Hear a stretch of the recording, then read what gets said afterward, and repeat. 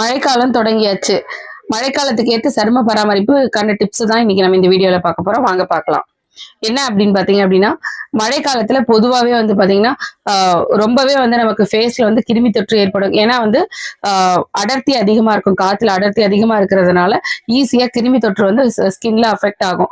So இந்த மாதிரி நேரத்துல வந்து நீங்க வந்து ஆயில் பேஸ்டு மாய்ஸ்சரைசரோ இல்ல ரொம்ப ஹெவியான மாய்ஸ்சரைசரோ யூஸ் பண்ணாம ரொம்ப லைட்டான ஸ்கின் கேர் ப்ராடக்ட் யூஸ் பண்ணுங்க. அதோட வந்து பாத்தீங்கன்னா அதிகமா தண்ணி எடுத்துக்கோங்க.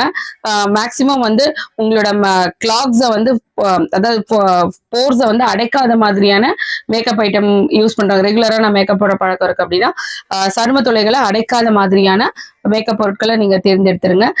பெட்டர் வந்து பாத்தீங்க அப்படின்னா வந்து உங்களுக்கு எல்லா ஸ்கின்னுக்குமே சூட் ஆகுற மாதிரியான ஒரு ஃபேஸ் மாஸ்க் நான் வந்து வீக்லி வந்து 1 or 2 டைம்ஸ் இந்த ரெய்னி சீசன் முடிகிற வரைக்கும் நீங்க ட்ரை பண்ணலாம்னா என்ன அப்படின்னு பாத்தீங்கன்னா, நம்ம வீட்டுல இருக்கக்கூடிய மஞ்சள்ல வந்து பெஸ்ட் வந்து பாத்தீங்கன்னா கஸ்தூரி மஞ்சள் இருந்தா ரொம்ப நல்லது.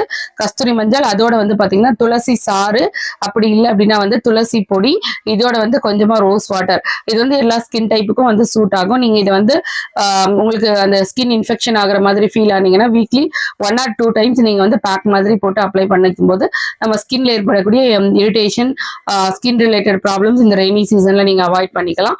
மெயினா வந்து என்னன்னா மேக்கப் சார்ந்த பொருட்கள் வந்து அதிகமா இல்லாம ரொம்ப ரொம்ப லைட் பேஸ்டுல இருக்கிறது வந்து ரொம்பவே நல்லது. தேங்க்ஸ் ஃபார் வாட்சிங் திஸ் வீடியோ. இந்த வீடியோ உங்களுக்கு ரொம்ப பிடிச்சிருக்கு அப்படின்னா உங்க ஃப்ரெண்ட்ஸ்க்கு ஷேர் பண்ணுங்க. மேஜிக் கேர்ள் ஹெர்பல்ஸ் சேனலை ஃபாலோ பண்ணுங்க. தேங்க்யூ.